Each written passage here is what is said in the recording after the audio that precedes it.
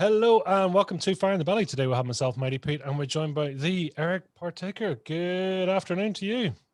Hello, Pete. Thanks for having me on. Excited to be here. Listen, thank you so much. Thank you. So, Eric, tell us, who are you? What do you do? And where are you from? Yeah, right. So, my name is Eric Partaker. I live in the south of London, although I'm moving to Portugal actually in June. So, be just a short additional period of time here before I head off.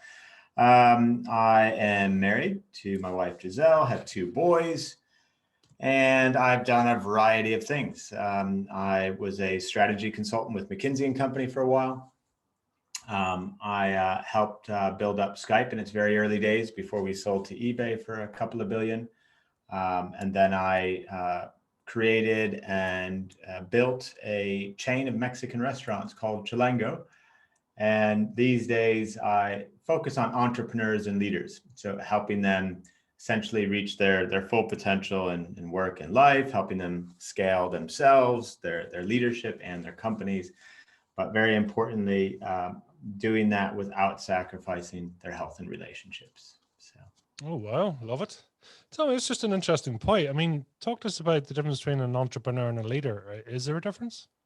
Or is it mm. all one and the Oh same? yeah, absolutely. So, an entrepreneur, there's people who are great at starting businesses and taking that initial risk and getting it going, but they might not necessarily be the best person to lead the business. Not all founders, cross that chasm from founder to CEO. But yeah, often entrepreneur and leader is exactly the same person. Sometimes it can be different. Sometimes the entrepreneur can become the leader. Sometimes you have to hire in a leader who's never been an entrepreneur. So you really have three sets of, potential people there. So when I'm, coaching and mentoring individuals, the majority of them are entrepreneurs who have then also become leaders. So, or in other words, they are a founder who has then become the CEO, say, of their business.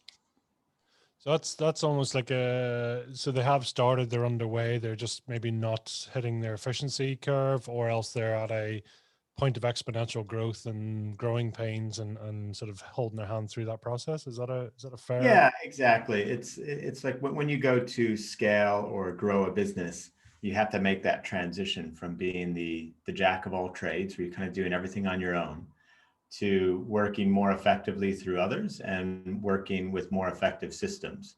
And it's the people and the systems that allow you to multiply your efforts. And in the absence of being able to both, attract top talent and manage it and guide it well, or think of how to, systematize and automate the business, you just end up staying trapped in that, doing everything but at a larger scale. And so you get more and more exhausted. And that's when entrepreneurs start to sacrifice their health and their relationships on the kind of altar of business success. So, Because that's really interesting, even your own journey there. I mean, you've gone from the strategic consultant there to the restaurant business. So I mean, that's is it all in the same? Was this following a passion? What sort of caused the jumps? yeah, so I caused the jumps. Right. Yeah, I mean, it was always just following, my heart and mind at the time. Um, I said to my 16-year-old son, with regard to what he could consider doing when he grows up, I said, well, you can do absolutely anything you want as long as you just work hard and then find your way to connect to all the necessary expertise that's needed to excel in that field. I kind of have relieved myself of a lot of the burden that sits behind or underpins entrepreneurship and business development and growth, with just a simple realization or the idea that absolutely everything that I need in terms of skills or expertise or resources to get from A to Z, it already exists, and I just need to connect my way to it and kind of link it all together. Much like a football coach needs to find all the right players in each of the right positions and then link it all together. So with that kind of, I guess, philosophy or belief in mind, I never really thought much about making the transition from consulting to tech with Skype to the restaurant industry to, a coaching, mentoring, and kind of online training business. It's just, again, just following my heart and head with that realization that everything I need is out there. If I want to create something new, I just have to connect to new things.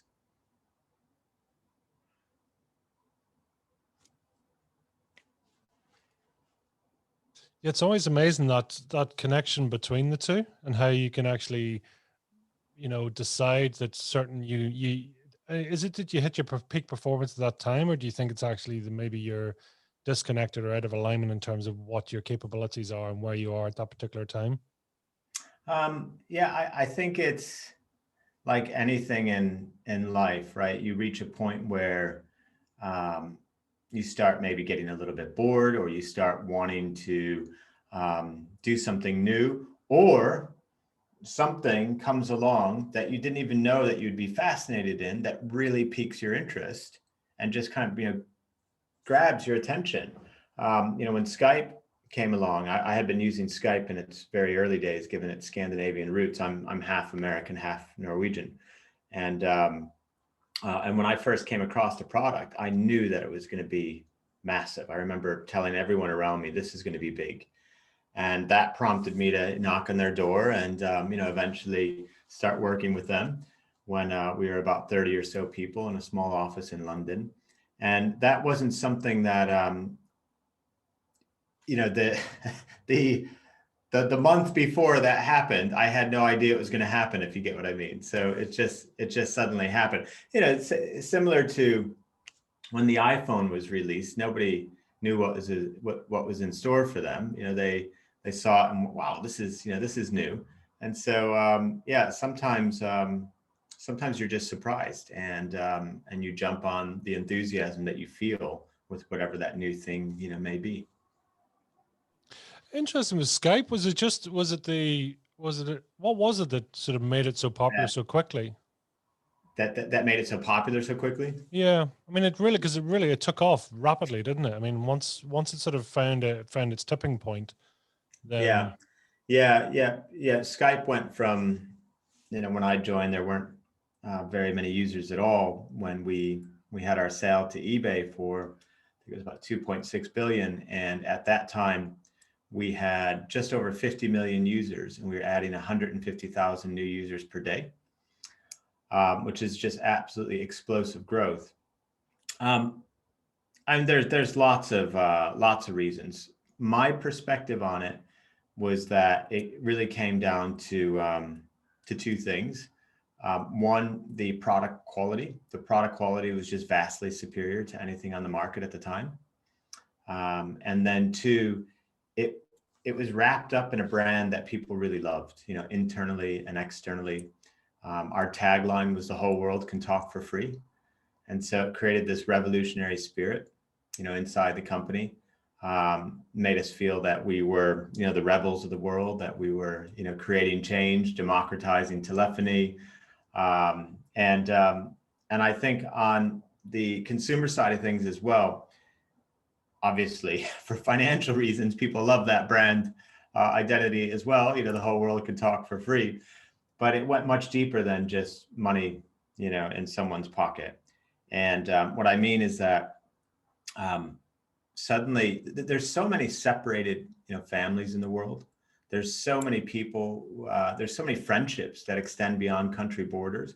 And suddenly, for the first time, in a very cheap and free and effortless way, you could, hop on a video call and talk to people and see people. And I think, that really got people excited. So the product just worked super well, and the brand was phenomenal. I find that interesting. I mean, you chose them as such. You're looking at them and as a company. So you sort of went on a instead of sort of being headhunted, you headhunted them. You got it. Yeah. So I looked at it and I thought, wow, this is special. And the first time I, knocked on the door, so to speak, they said, no, we're not looking for business folks. And then I waited a little bit longer. I think it mustn't have been more than 6 months. when I got back in touch. And then they said, yeah, actually now we're growing on the business development side of things. So it wasn't just that I, chased them. I had to convince them to be honest, right?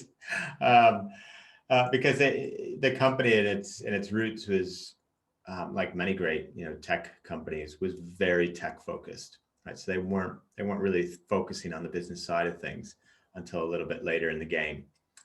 So yeah, it was. But that's probably atypical of a growing company, right? Is like they don't actually know what they need until they should have had it a long time ago. That's the beauty of a coach or a mentor. It's kind of going, guys, you're going to need this. I know you don't think it yet, but you will. Yeah. It's that Yeah. sort of being able to predict the future a little bit for them.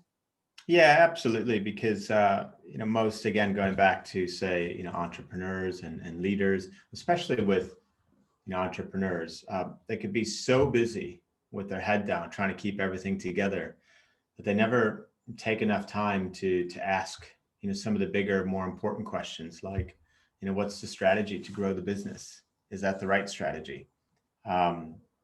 Do we have the right people on the team? If not, what are we going to do about it? We're going to train them and motivate them to get the average performers to where we want them to be, or are we going to exit people? Are we going to find new people? And those are like icky, yucky. Oh gosh, I don't want to think about that. Let me just get this next thing done, right? Because they're big things, and that's one of the key advantages of having a coach and mentor, as you're saying, is just to make sure that your eyes are kind of looking out over the horizon and not just at your own 2 feet. Just interesting. I mean, because we've talked this come up a couple of times, and you mentioned both coaches and mentors. I mean, for you, what's the difference between a coach and a mentor? Right. So pure coaching, you can think of it as asking the right questions so that the individual arrives at their own solutions, basically.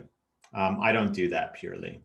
So mentoring is more, say me taking my experience, strategy from the McKinsey days, execution from the Skype days, people management from the restaurant days, and applying that to their situation and saying, hey, based on my experience, I think you should do this, or teaching them, a particular way of doing things. So, it's a little bit more instructional and directive than coaching. And I believe you need to use a blend to get, to deliver enough value for the person. No, it makes a lot of sense. It's always interesting to see the sort of split between the two. So before we really get into, I mean, what does fire in the belly mean to you, Eric? Determination, grit, the having a vision that you want to achieve, that you want to turn into a reality, and just being unwavering in your approach to it.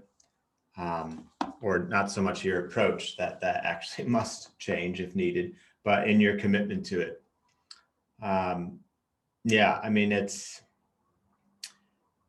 for me, it's, I've met tons of people, and I'll meet tons more who are smarter than me, right?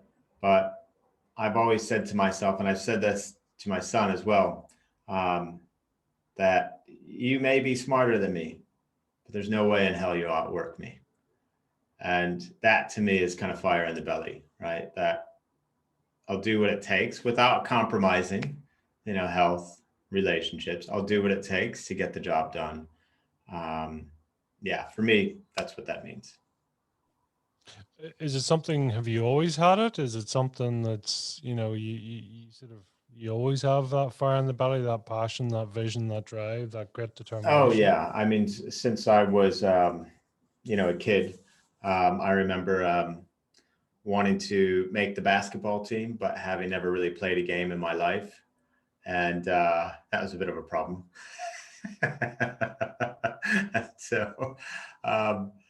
So I thought I could study my way to like success on the court. So I remember I bought a book called Hoops, and I was maybe 15 years old, and I would go with this book to the park. I'd wake up at 5:30 a.m., and I'd go grab my basketball and I'd go to the park before getting ready for school just to practice the drills and shoot around and everything. This is my sophomore year at high school. And in that year, I went from literally not being able to play at all to the next year, I was able to make the varsity team, high school basketball team, and then effectively just sit on the bench for 2 seasons.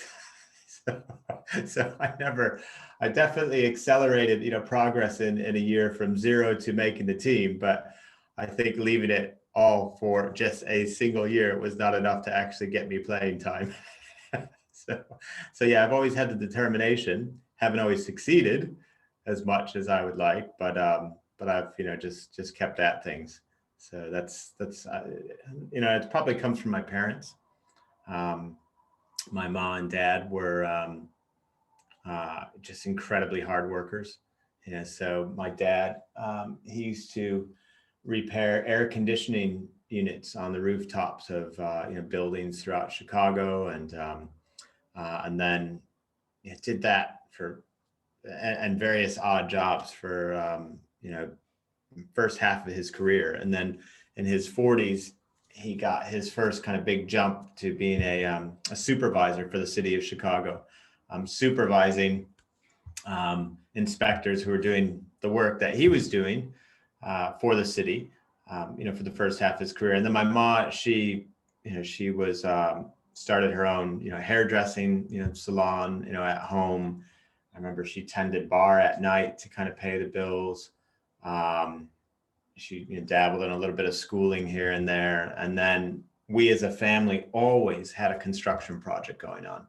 There was always some part of the house being torn down, renovated, or, a new house being moved into and fixed up. So there was just this hardworking kind of mentality all the way from childhood. I remember being 7 years old, for example, and the first time my chore list was expanded. And I remember being 7 and my mom saying, okay, it's time for you to start doing the household laundry. And so I would go with, I had the laundry basket, and we were living in this condominium at the time. I don't know if you have the same word in the UK, but it's basically like a collection of attached flats, essentially, but that you own. And I remember just dragging the basket down to the laundry room at the end of the hallway, doing the laundry. And I remember I remember pouring bleach all over myself, actually, now that I'm talking about this one day. I was trying to open the bleach. Yeah, because this is it's like in the early 80s, right? So it's like you're adding pure bleach to the laundry, and I ended up getting a bunch of it on my shirt. So my shirt was ruined and had all these white spots. But yeah, I was, it's a hardworking family from early days. Well, fair play. I mean, your parents obviously weren't slow at putting you to work and showing you the sort of the moral of money as well. No, yeah, not at all. I mean, I remember once they had some friends over, and they were talking about washing dishes, and the friend said, "Well, why don't you guys buy a dishwasher?" And then they said, "Yeah, but we have Eric." So yeah, it was, and then entrepreneurship too struck me at a young age.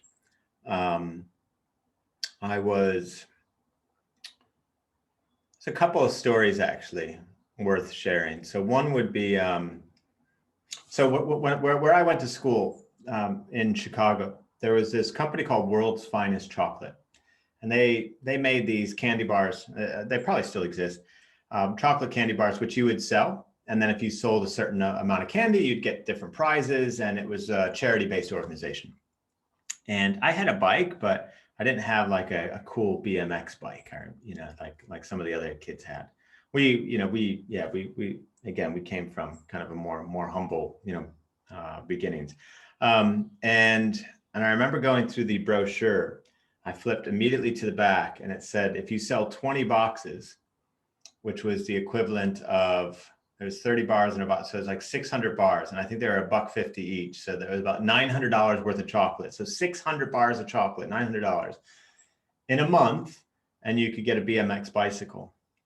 So I remember I went home and I said, I'm going to do this. I'm going to sell these. My mom said, well, how are you going to sell them? I said, well, I'm just going to stand outside the grocery store every day after school and 8 hours a day on the weekends and just say world's finest chocolate, $1.50.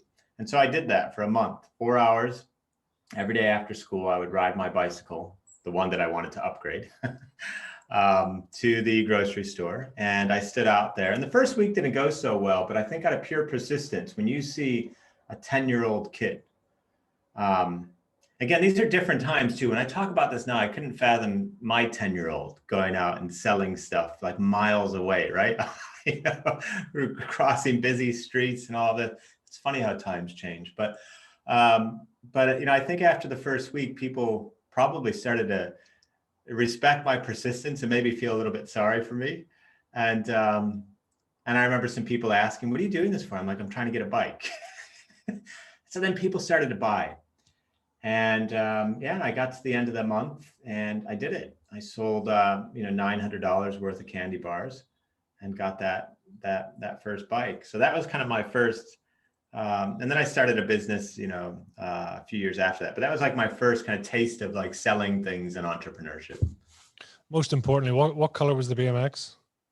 It was gray and black with it had like this like reddish like lightning bolt kind of going down the frame. You know, a real bummer about it. So when the bike arrived, the frame was bent. And I remember I felt so sad about that because I'd worked so hard, get the bike, and the frame is bent. And then we would complain to the company and they said, sorry, there's nothing we can do. So I had this BMX with it was fine. It was completely rideable, but you know, you just want it to be kind of like perfect, right? And it had this like dent, you know, in the frame, but it was all good, all good. It's amazing those wee things, isn't it? You know, that you know, you sort of remember through your time, and Yeah. you know, it's great. I mean, fair play to you that for that level of initiative. I mean, where was that coming from? Was that you driven by yourself, or was your mum or your dad, or? You know, I don't know. It's hard to, like, I would just do, like, I look back at it now and it was just kind of odd stuff. Like, I remember being 8 years old and I created this manual, which was, it was essentially like a computer system that I, you know, wanted to kind of create or make. And I remember at the time they didn't have modems, but they had this thing called an acoustic coupler. And it was, you know, where you used to put like the phone down into this thing. Oh yeah. Yeah. Yeah. So it was, yeah, I had all these different components and parts, and I had passwords for the system. And it, of course, being a boy, it had a military angle, the whole thing to it. And yeah, so there was, yeah, just, you know, the odd thing here and there that I would do that was either creative or entrepreneurial. My first, I mean, while the candy bars were, that was exciting. That was definitely like a masterclass in kind of grit and determination. I mean, I certainly made a lot of deposits into the, you know, the grit account, and got that return at an early age that made me really equate, okay, grit, determination gets you things, right? So I remember being then probably the next big thing. I was 13, and I keep seeing these you know, crews of men going around the neighborhood doing landscaping, right? So cutting grass and trimming bushes and all that sort of stuff. And I thought, well, you know, it can't be too difficult to do. I should be able to do that. And so, you know, I went to my mom and dad and I said, can I start taking the lawnmower and the garden equipment, you know, out around the neighborhood? And they said, yeah, if you want. And so I went around first to just build up some sales. And I just went around and I knocked on, you know, I don't know, 15, 20 doors. And I ended up getting 13 clients. I remember paying me $10 a week. And when you're 13 years old, you know, 13 clients, $10 a week, $130 a week cash. That's pretty good, you know, for a 13-year-old. You know? So of course it was seasonal, so I'd get a little bit frustrated when the grass stopped growing. But then it was Chicago, so then the snow would start falling, and so then I just turned it into snow. Well, first the snow shoveling business until I made enough money, and then I bought a snow blower. So then I was able to actually do more homes faster and actually make even more. So so I ended up having work about say a good most of the year, a good like say 8 or 9 months a year. So yeah. It's almost like it's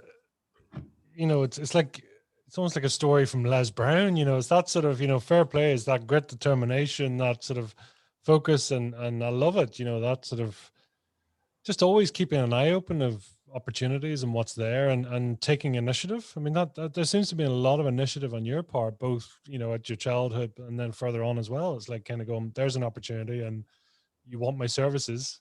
It's like, why not? Yeah, and I didn't know the quote at the time, but there's this great quote by the late American essayist John Burroughs, and it goes, "Leap and the net will appear." And I definitely, looking back, I definitely was doing a lot of leaping. The net isn't luck saving you. The net, you actually weave the net yourself on your way down. It just comes in the form of necessity truly is the mother of invention, right? So when you force yourself to act and you get past that point of no return, then you'll weave together whatever people, resources, finances you need to kind of, not go splat and catch yourself. So as a young fella then, what was the plan? What was Eric going to do when he grew up? What was the initial? Oh gosh. And I got to tell you, these are great questions, because these are the types of questions that I think we're in such a race in life. And it's like you forget all these like magical moments, right? Growing up. So they're quite special to tap back into those memories. Gosh, so many different things. I wanted to be I saw Top Gun, and that was it. I wanted to be a fighter pilot. I wanted to marry Madonna for a long period of time. I remember getting into a fight with one of my friends about who was going to marry her first. So that was kind of funny. I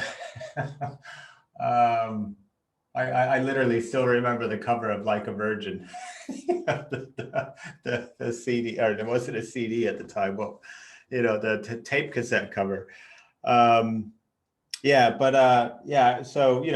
that's, and I wanted to, there was a period of time where I wanted to become an elite athlete. So I discovered triathletes, and I thought, wow, that's pretty amazing what they do. And so I remember I got up to a point where I was bicycling like 40 miles a day, just to see if I could get the biking side of it.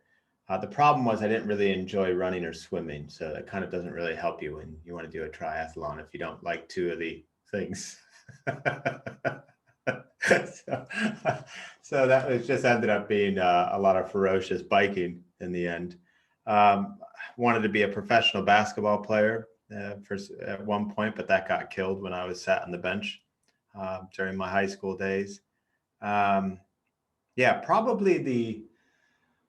the thing that lasted the longest was being the fighter pilot. Like that was the thing that lasted the longest. And every year I would check to make sure that what the height restriction was, because I was, I'm 6'2", and I was growing and growing, and I was so worried that I was going to be too tall, because basically like 6 foot, as you start getting over 6 foot, it's not good. Because simply, well, when you eject, you don't want your kneecaps being taken off by having too long legs. So I remember looking at that and hoping that I'd stay within the boundary there. But those are some examples of childhood memories, kind of like on the health front, home front, and work front. I mean, what did you shine at in school? I mean, what were your go-to subjects?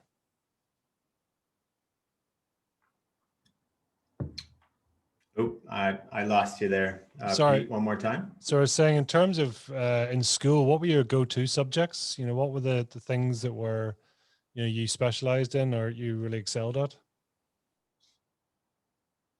Yeah. Science, social studies, and yeah, social studies, anything history related, and mathematics. Those were kind of my core. Things I didn't enjoy as much were like arts, um, music. Although I say that, and there was a period of time where I played the tenor saxophone, and actually totally forgot about that. I actually placed. I won a couple of City Chicago competitions playing the tenor saxophone, which is kind of Was that to odd. impress But then Madonna, or I was that something stopped else? doing that. But So was that to? yeah, no, that was yeah, no, that wasn't too. That was what was that? That was I can't remember how that started. I think I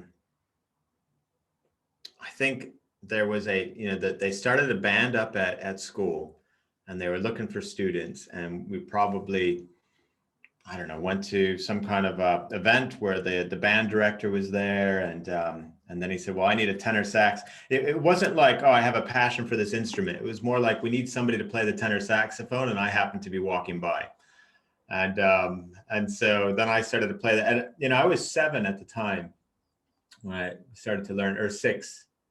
Yeah, I played when I was 6 years old and 7 years old. And I remember it was so big. It was basically as big as me. So when I sat down in the chair, the bottom of it hit the floor. So yeah, art, music, I was, less excited about, even though I played an instrument. English, I remember I was never a big fan of English. Yeah, I was more of a mathematics kind of science and like history guy. That's interesting. I mean, is there a logical brain in you? Is there you like it, and I suppose strategy and then everything you went on to do is, less on the sort of the fluffy words and more in the logic, yes, no binary side. Is that a Yeah, I mean, I kind of mix both together. So, like when I was building the restaurant brand, Chilango, um, I thought very creatively about, well, what does this brand stand for? And I arrived at vibrancy, that the one word distillation of the brand was vibrancy, that we existed to make the world a more vibrant place, to add flavor to people's lives, to brighten up their days. And that's a lot different and quite intangible compared to selling burritos, for example. So there's definitely some creativity there, but I probably lean towards logic and structure, although have an appreciation for and can kind of dabble in the more creative stuff. Oh, wow. It's amazing, that sort of spectrum, as you say, I mean, tell me this, where would we find you in your most creative? Where are you in flow and coming up with your best ideas? I think when I'm on my own, and often when I'm reading something, and then I start to see patterns or connections between, various ideas or schools of thought, and um, like when my books are so full of notes. Actually, I mean, not for the moment. I probably have, been told I probably need to take 6 months to a year off of writing anything, because I was such an obsessive note taker and writer that I wrote to the point of getting tendonitis in my wrist, which hasn't healed now for 4 years.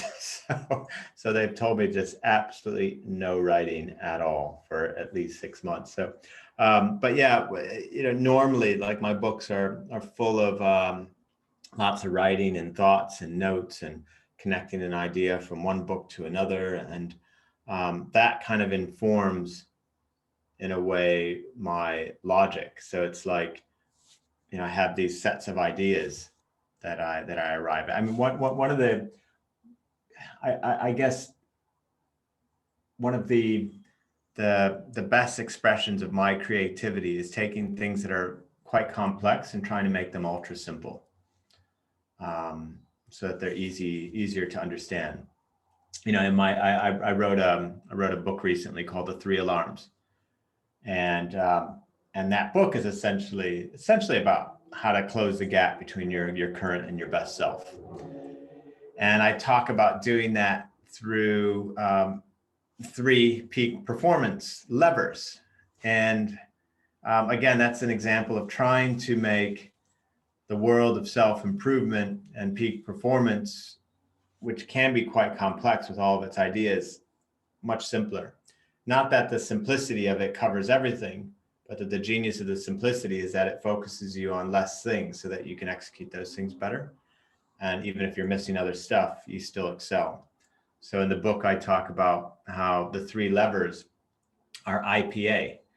And again, that's an example of simplicity, because that is an acronym. Everyone knows that in society. They think of beer, right? So IPA, but of course it stands for something different. So the I is for identity. You have to get your identity right. The P is for productivity. You have to be optimized for action. And then the A is for anti-fragility, so that you can turn stress into strength. So that's when I'm at my creative best. It's taking complex areas, whether in business or in life, and trying to simplify them so that they're easier to understand and implement. I mean, through your careers and all this, I mean, have you always been your best self, or has this been a bit of a journey for you and a bit of an evolution? Oh no, I work on all this stuff, in terms of, trying to improve myself and help others to do the same, largely because I was a disaster at it. In the first half of my career, I just worked. I didn't pay any attention to my health. Relationships definitely came second, and everything was just about, work harder and play hard. And, that was my life. And that was the first half of my career. And it ended up being very unfulfilling. And the second half of my career has been the obsessive study of all of those different ways to improve out there, and selecting the ones that I think have the highest leverage, and are also agnostic. They don't require you to have a certain type of spirituality or religion or a certain philosophy. It's just super practical frameworks and tools that anyone can use. But no, that this is definitely born out of this is definitely a case of the phoenix rising from the ashes. It's always interesting to see, that's, as you say, the changes and the evolutions that happen through time. I mean, what triggered you to actually write the book then? I mean, was that a moment of enlightenment for you that could help and serve others? I have this habit of trying to purposely create necessity in my life. Again, I mentioned earlier that necessity truly is the mother of invention, because when your back's against the wall and you have no choice, you will create, you will do, you will complete. And I had done some speaking for a guy named Vern Harnish, who is the founder of Entrepreneurial Organization and the Scale Up Summit. He wrote a book called Scaling Up, and he does these huge events every year. And I had done some speaking. I wanted to do some more speaking on the stage, but then Vern said, well, we already made an exception to the rule letting you speak without having a book, because as a rule, all my speakers have books. And so I committed to his next event, which at the time was going to be in Dallas. It didn't end up happening for a variety of reasons, but I committed to speaking at the event, and then hired a coach and started to formulate, the book and use that as the forcing function to write a book. I never thought I was going to write a book. Again, it's sort of like joining Skype. Like I never had any idea it was coming. A book for me was one of these things that I can't write a book. It's too difficult. That's what other people do. But then I just forced myself, to write it. And that's how it got written, through that necessity that I created with the speaking event. Interesting. I mean, would you, in general, are you pain driven or are you pleasure driven? Are you're driven by what you could do? I mean, you're saying there it's, you need a book. Okay, let's go write a book, or here's an opportunity. What could we have? So do you have a particular driver for yourself? Yeah, I don't know if I wouldn't call it pain or pleasure, but I would just go back to necessity, in that maybe I get some kind of weird pleasure out of having, the deadline that you can't back out of, but which is also a little bit abrasive and painful. So there may be some kind of really weird S&M thing going on in my head with regards to necessity. I don't know, but it's just, I'll give you another quick example, really quick. So later today, I have a review of my website, which I've been redeveloping. And I read this book called Building a Story Brand by Donald Miller. Fantastic book. I ended up doing this workshop and I bought the VIP package because the VIP package came with a website review. So after you do the workshop, then they will review your website to recommend what you do based on what you had learned in the workshop. But I saw that as, I'll be able to create necessity here. So I bought the VIP package. And then I postponed the website review, which normally happens right after the workshop, until 3 months later, so that I could implement everything from the workshop and then use the website review to tell me what are the 10 or the 20% that I've missed, rather than wasting time rehashing what I had learned in the workshop. So the appointment in the calendar and booking that in, I'm looking at a note here that I wrote 3 months ago, and it said book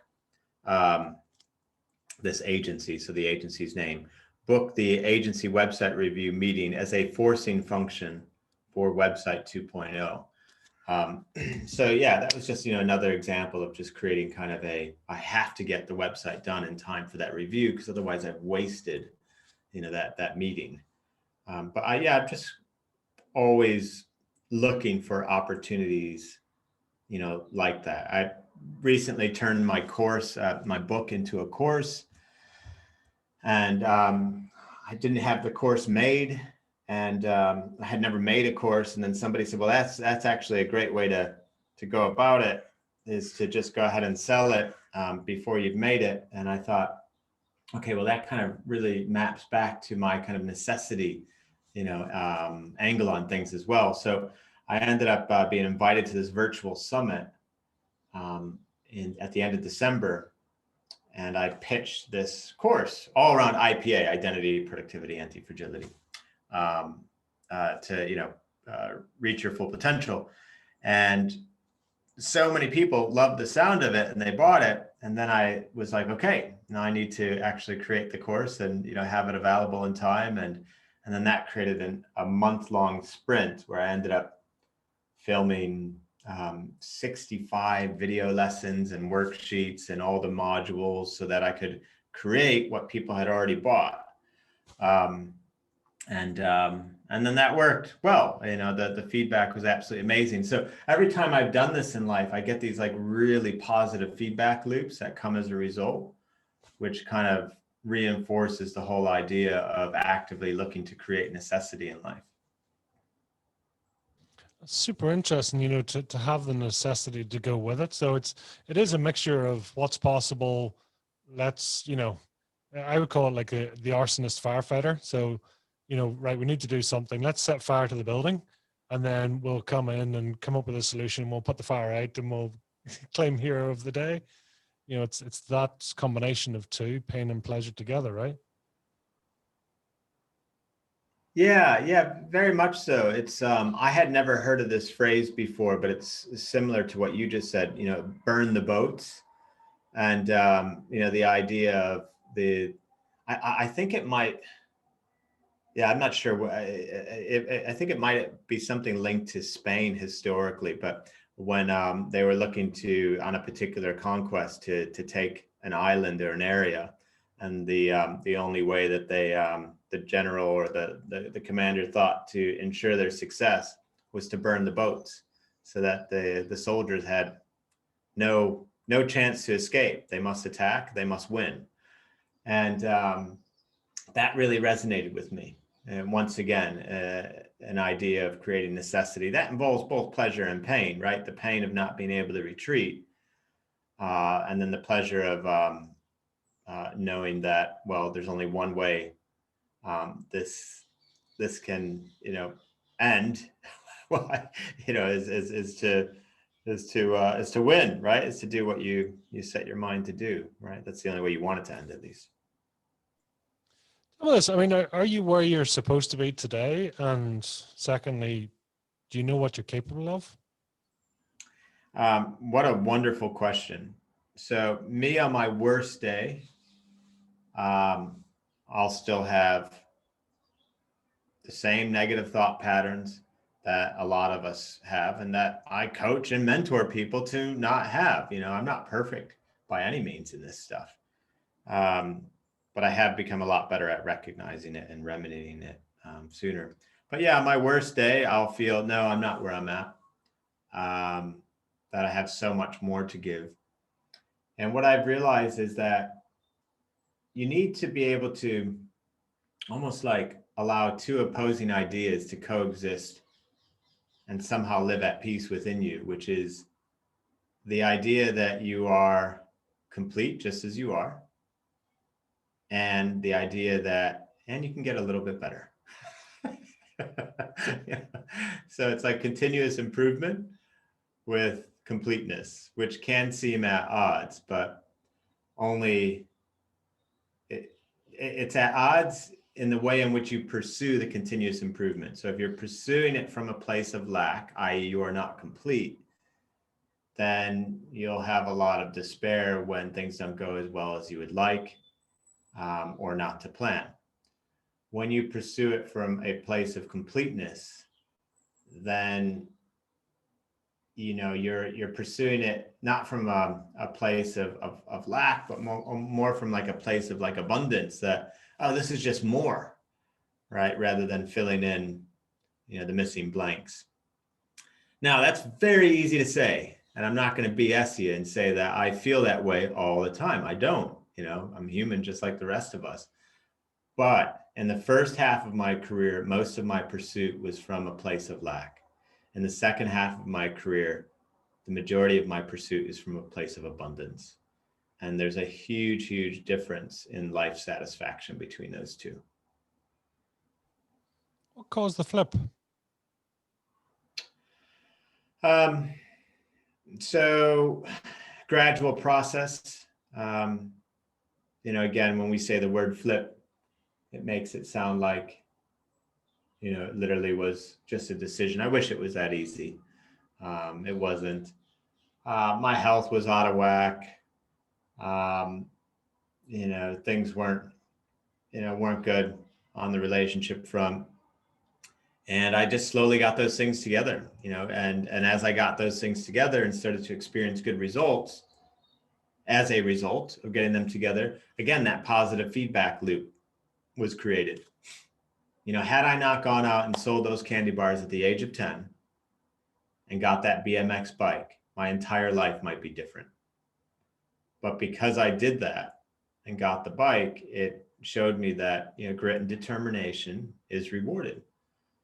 And as I started to feel a bit more kind of complete in myself and not beat up myself and view myself more positively and, not think of things so negatively, better things started to happen. Life was more enjoyable, better results in the business side of things. I can't actually think of one specific exercise though, that created, it wasn't a flip, but it was it was a big catalyst for the turning point.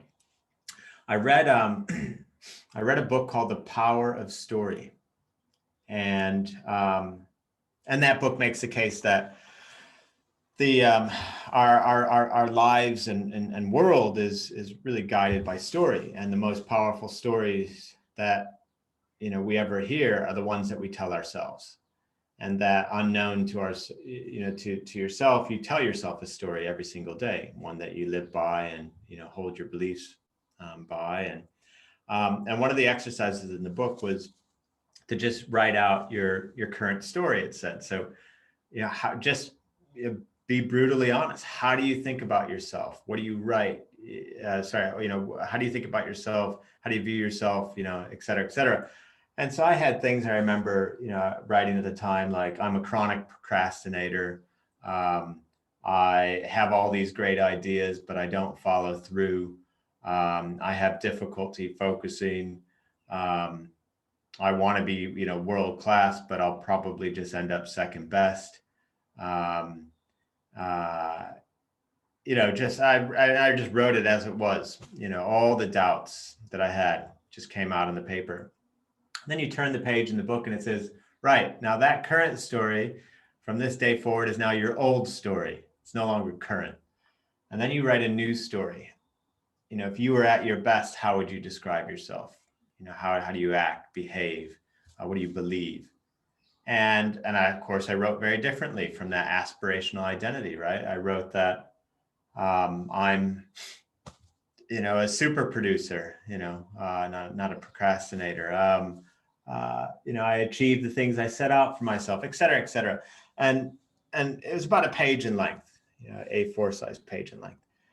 And then the exercise after that was that you had to rewrite that page every day for 90 days.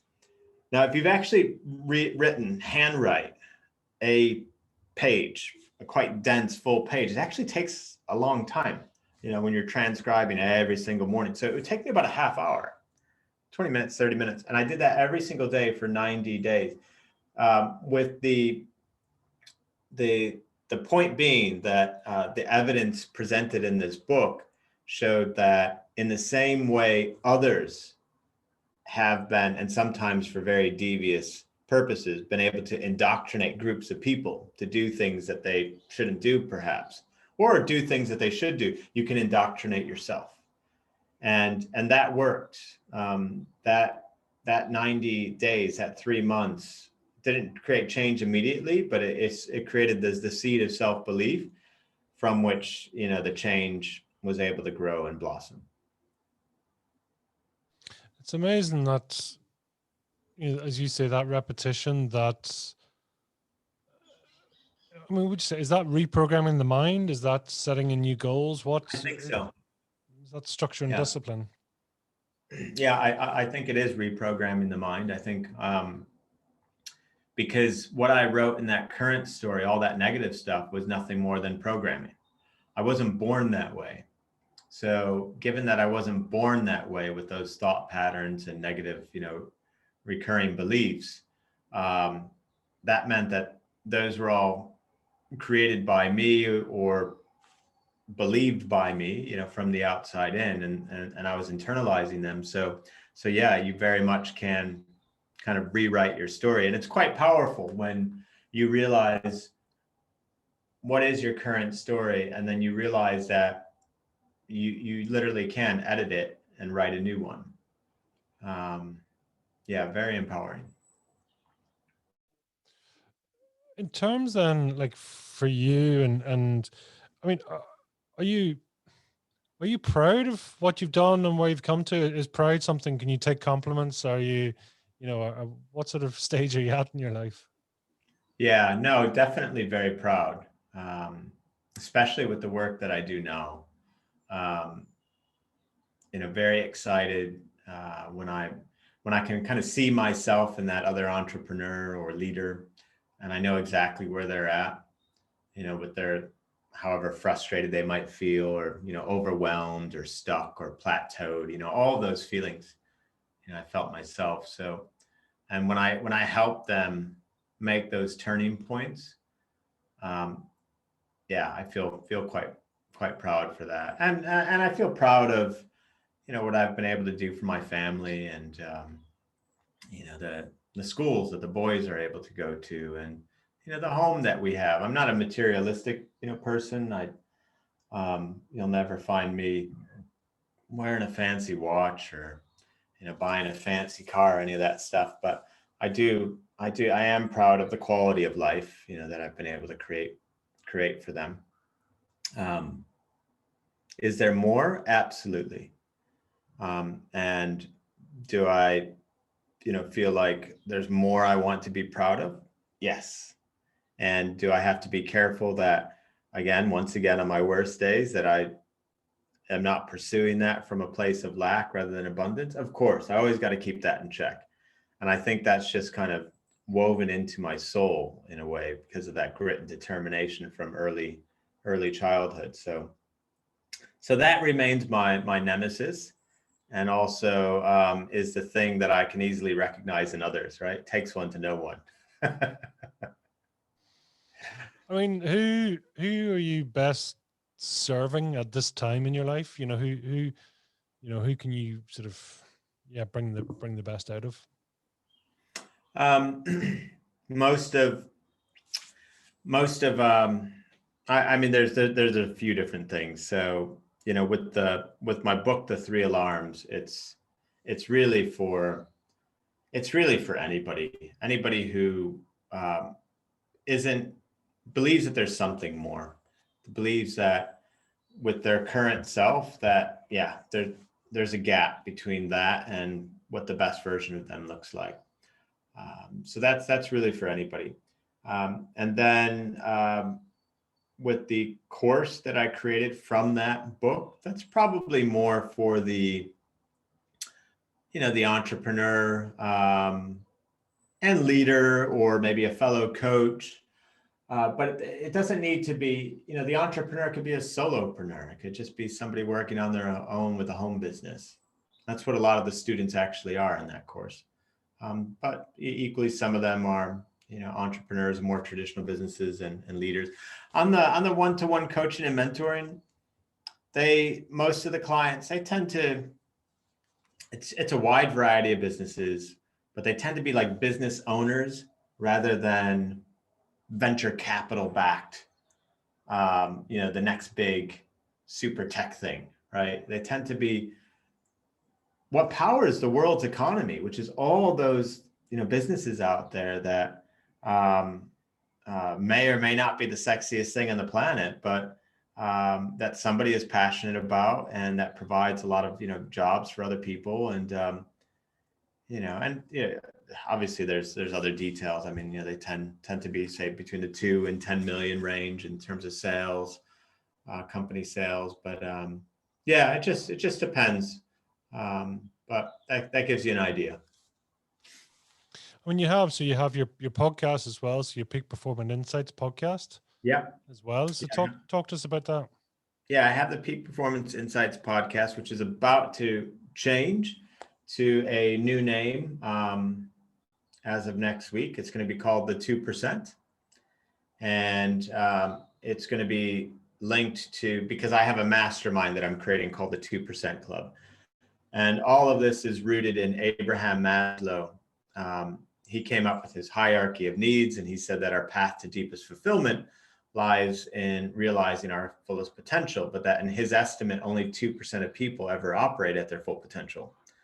And so the podcast is going to be about interviewing other people out there in the world with the hope of giving people the activation energy needed to break free from that 98% and join that kind of 2%, operating at their fullest capabilities. And Peak Performance Insights, the existing name, was just me kind of dabbling in the space. I'm not interviewing anybody on it yet, but I will start interviewing people with the coming of the 2%. So that's where I'm at on that front. I love it. I mean, this, you're very forward thinking. You try things out, you implement, you put it into place. I mean, credit to you. There's a lot there, and you can tell that you're you're in progress, let's say, you know, there's a lot of seeds being sown. Well, I'm on a mission now to solve what I think is the world's biggest problem. So if in fact only 2% of people are operating at their full potential, then to me, that must be the world's biggest problem, because if we can dramatically improve that percentage, then we should be able to solve all the other problems with a lot more ease. Now whether that number is exactly 2%, I've heard people say it's 8%, or no, it's 10%, or it's 7%. But here's what I haven't seen. I haven't seen a single person saying, nope, the majority of the planet is operating at their full potential. What I have seen is that everyone, regardless of how they calculate it, agrees that a minority of the planet is operating at their full potential. So I want to ultimately give people the strategies, tools and techniques in a very agnostic way, again, free from any other belief systems, so that it can appeal to all, so they can break free from the 98 and join that 2%. And what would be come true is that I reach a point where I have to change the 2%, because it's no longer 2%. Now the world is really 12% or whatever it might be. That's kind of the mission I'm on now, through the book, through the course, through the coaching and mentoring, through the podcast. It's all really around that. Let's become all that we're capable of being. I can't remember. It's like 2% is, what is it? It's the 80-20 rule by 3 or something, isn't it? If I remember rightly, it's, it's the 20% of the 20% of the 20%. I can't remember the statistic, but there was something there that, super interesting. And how, as you say, those super high achievers and those super high thinkers. I think it's great. Yeah, exactly. So tell me, if you were to summarize your fire in the belly in 1 or 2 words, Eric, what would that be?